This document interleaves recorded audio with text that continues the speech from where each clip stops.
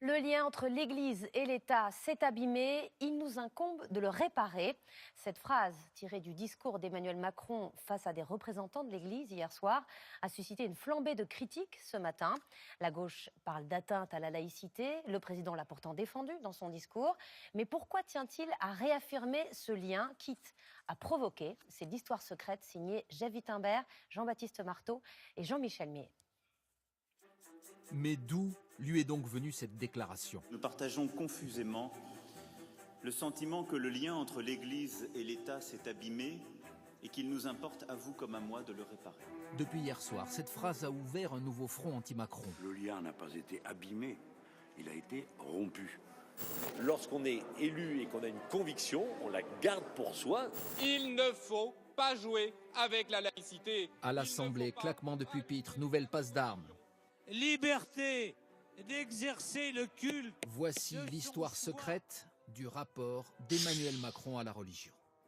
Et c'est d'abord lui qui en a parlé dans son livre Révolution publié en 2016. Un président n'est pas seulement investi d'une action, il porte aussi de manière moins visible tout ce qui dans l'État transcende la politique. Sa campagne présidentielle, certaines attitudes pendant les meetings ont fini de convaincre ceux qui le côtoient au plus près. Il est habité par la transcendance, confie l'un de ses intimes. Lui qui, à l'âge de 12 ans, avait demandé le baptême, reste discret sur sa foi chrétienne. Mais la dimension spirituelle, quasi religieuse du pouvoir, oui, il y croit. À plusieurs reprises, la semaine dernière encore, il s'est rendu sans photographe à la basilique de Saint-Denis, nécropole des rois de France. Il a, dit un de ses plus proches, une vision de la fonction présidentielle gaulo-mitterrandienne. Il croit à l'existence du spirituel dans la vie politique. Jusque sur la photo officielle de président de la République, sur le bureau d'Emmanuel Macron, les mémoires de guerre du général de Gaulle, la France est une entité spirituelle, y est-il écrit.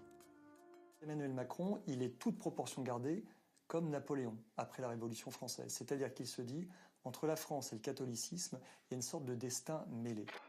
Les catholiques, justement, ils considèrent qu'ils ont été maltraités par son prédécesseur François Hollande. Ceux qui combattaient le mariage pour tous ont même été humiliés, disait le candidat Macron. Sur la PMA, le président Macron a déjà pris les devants et fait savoir qu'à la fin du débat, personne ne doit avoir le sentiment d'avoir été brutalisé. Emmanuel Macron aurait donc une ambition, nourrie par ses convictions profondes, mais, pour beaucoup, il fait avec ce nouveau discours juste de la politique. C'est comme quand il drague les chasseurs, persifle un proche de Laurent Wauquiez, il braconne à droite.